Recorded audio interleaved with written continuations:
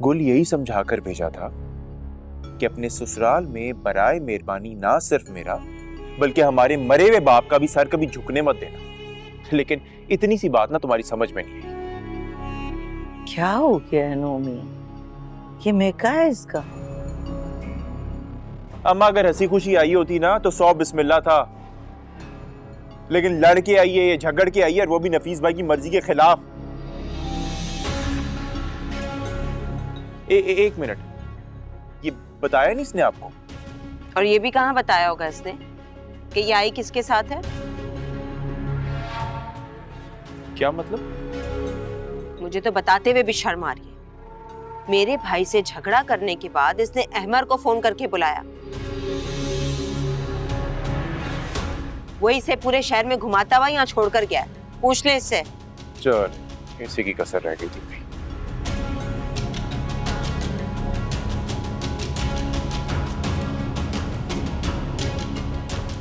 तुमने भी ठानी हुई थी कि शादी के बाद तुम अपने भाई का सर शर्म से इस माशरे में झुका दो, है ना?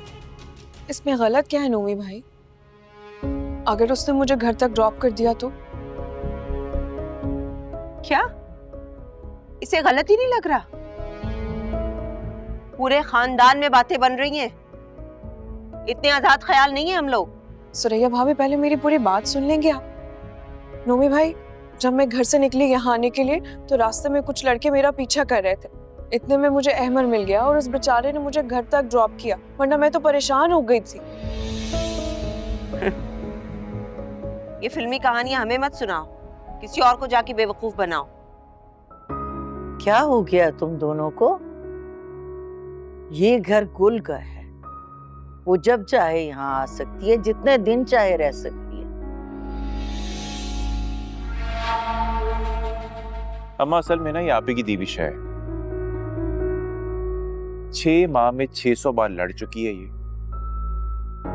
और अब तो नाराज होके लड़के अपना घर छोड़ के यहाँ आ गई। इसे कहें वापस जाए और अपने झगड़े ना वहीं रह के निपटाए, जैसे कि मैं करती हूँ। कभी आज तक नुमान मैं आपसे नाराज होकर अपने मैके गई हूँ? इसे तो शर्म ही नहीं आती है। मैं यहाँ से कहीं नहीं जाऊंगी। जिसको मुझसे प्रॉब्लम है ना, वो खुद चला जाए।